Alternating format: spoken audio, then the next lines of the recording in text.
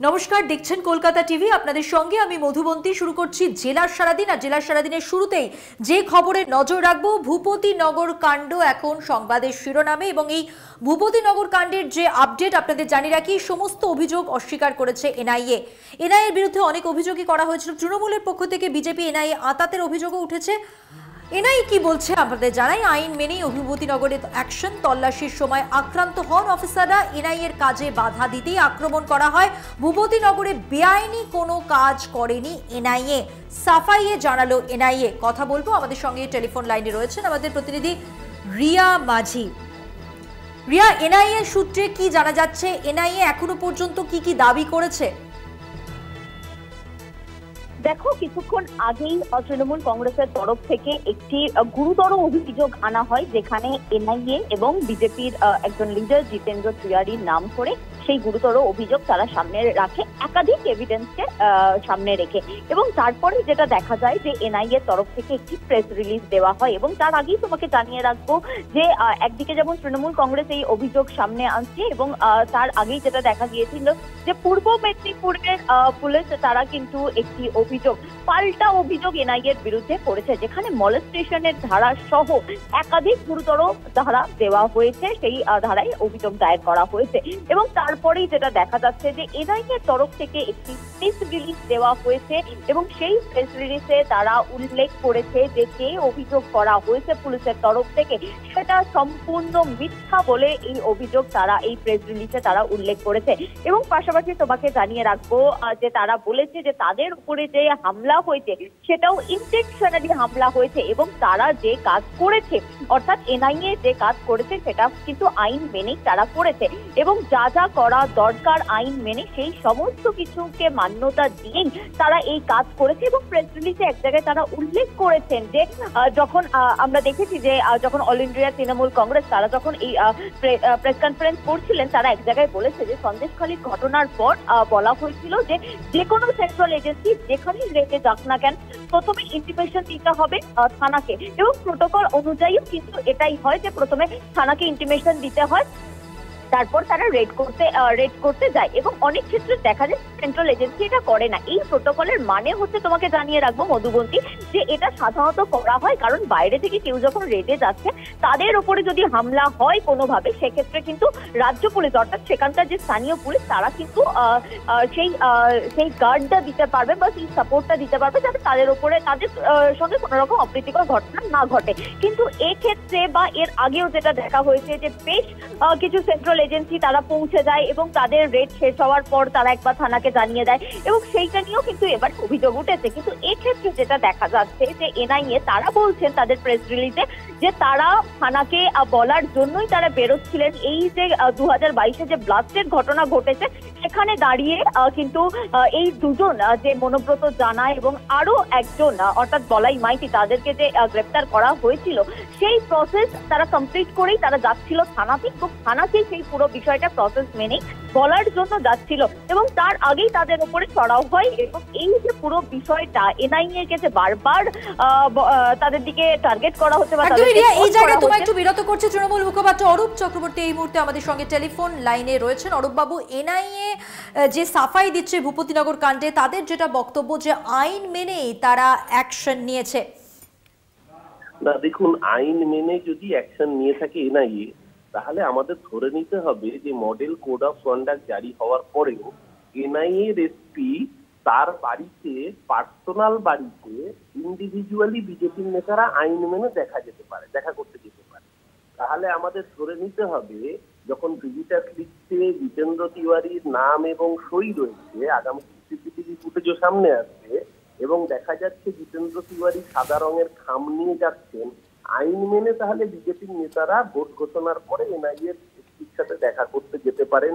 এবং আইন মেনেই 2 বছর 2.5 বছর আগের পুরনো মামলা, সেই মামলা খুঁটিয়ে তুলে আইন মেনেই এনআইএর হাতে লিস্টটা বিজেপির নেতারা তুলে দিতে পারেন, এবং আইন মেনে লিস্টের সাথে খাম তুলে দেওয়ার পরে এনআইএ ইমিডিয়েট অ্যাক্ট করতে পারে, এবং আইন মেনেই তৃণমূল কংগ্রেসের সংগঠকদের গ্রেপ্তার করতে পারে। শুধু তাই না, তাকে গ্রেপ্তার করতে গিয়ে, মনোরঞ্জন জানাকে গ্রেপ্তার করতে গিয়ে তাকে না পেয়ে তার 17 বছরের নাবালক শিশু পুত্রকেও গ্রেপ্তার করতে পারে, পুরোটাই আইন মেনে। তো এটাই যদি আইন হয় তাহলে যে আইন কানুন শিব ঠাকুরের আপন দেশে আইন কানুন সর্বনেশে, তো ওই শিব ঠাকুরের আপন দেশে আইন কানুনটা সত্যি সর্বনেশে হয়ে গিয়েছে।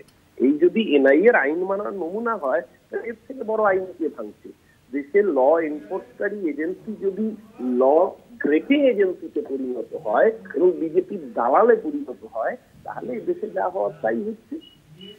এনআইএ আজকে যে দাবি করছে, কোনো দাবি তো ঢোপে টিকছে না। এনআইএ কি এটা বলতে পারছে যে বিজেপির নেতা এনআইএ পার্সোনাল ফ্ল্যাটে যাননি? কেন পার্সোনাল ফ্ল্যাটে যাবে জিতেন্দ্র তিওয়ারি? যদি এনআইএ এর কাছে ডেপুটেশন দেওয়া থাকছে এনআইএ অফিসে যাবে কেন? সন্ধ্যেবেলা 6:30 7টার সময় পার্সোনাল ফ্ল্যাটে বিজেপির নেতা দেখা করতে যাবে? তার হাতে খাম থাকে কেন? তারপরে 2.5 বছরের পুরনো মামলা খুঁটিয়ে তোলা হবে। সেই সময় কাদের সাথে জিতেন্দ্র তিওয়ারি আর এনআইএ এর এসপি ধনরাম তার ফোনে কমিউনিকেশন হয়েছে। আপনারা তো সুপ্রিম কোর্টে যাচ্ছেন অরূপ বাবু। হ্যাঁ, নিশ্চয়ই টাইমে যাওয়ার অধিকার সকলকে দিয়েছে ভারতবর্ষের সংবিধান, কিন্তু আজকে তো এই প্রশ্নগুলো জবাব দিতে হবে, কোর্টেও জবাব দিতে হবে। অনেক ধন্যবাদ কথা বলার জন্য তৃণমূল মুখপাত্র অরূপ চক্রবর্তীর সঙ্গে কথা বললাম আমাদের প্রতিনিধি রিয়া মাঝির সঙ্গে। আইন মেনে অ্যাকশন নেওয়া হয়েছে এবং তল্লাশি কাণ্ডের সময় তাদের উপর আক্রমণ করা হয় এমনই অভিযোগ করেছে এনআইএ, এবং তাদের দিকে ওঠা সমস্ত অভিযোগ অস্বীকার করে তারা তাদের বক্তব্য পেশ করেছে।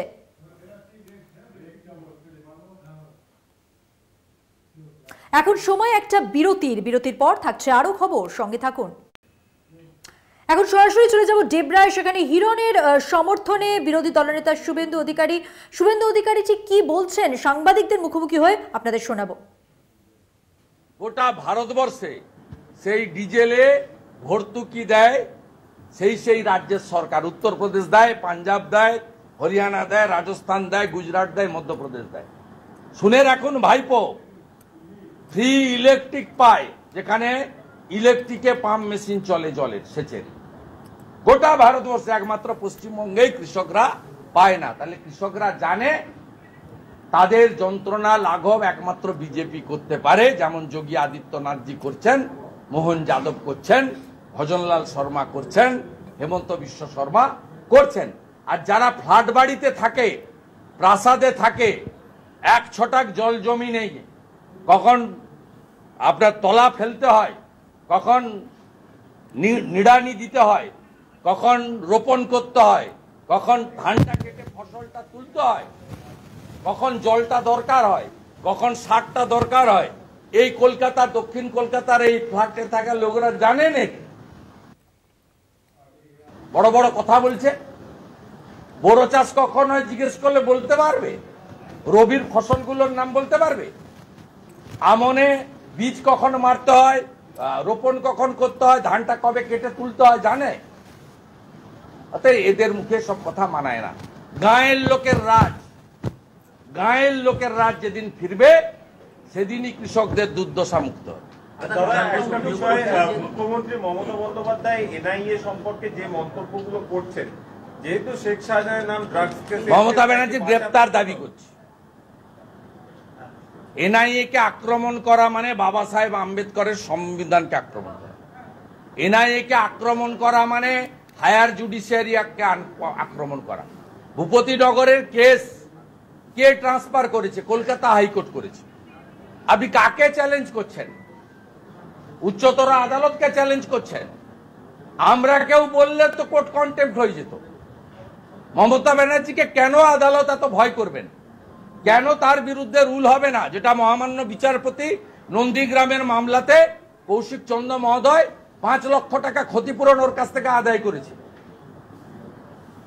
যে ভাষায় কাল থেকে আক্রমণ করছে এনআইএ কে, এটা দেশ বিরোধী কাজ, সংবিধান বিরোধী কাজ, গুন্ডাদের প্রশ্রয় দেওয়ার কাজ, আর সন্দেশখালী ইস্যু থেকে মানুষকে ডাইভার্ট করার কাজ।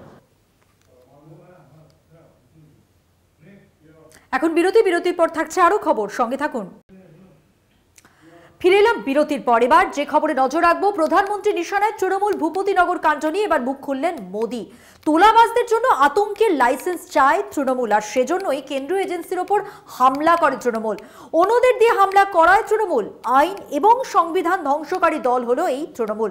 আর কি বলেছেন মোদী, দেখুন।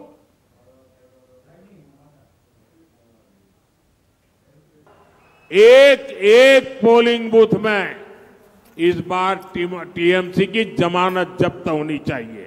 करोगे? हर पोलिंग बूथ में। साथियों, टीएमसी चाहती है कि उसके तोलाबाजों को, भ्रष्टाचारी नेताओं को आतंक का खुला लाइसेंस मिले। इसलिए जब केंद्र की जांच एजेंसियां आती है तो टीएमसी उन पर हमले करती है, औरों से करवाती है। टीएमसी कानून और संविधान को कुचलने वाली पार्टी है। জেলার সারাদিন আজকের মতো এ পর্যন্তই। দেখছেন কলকাতা টিভি, রাত দিন 7 দিন।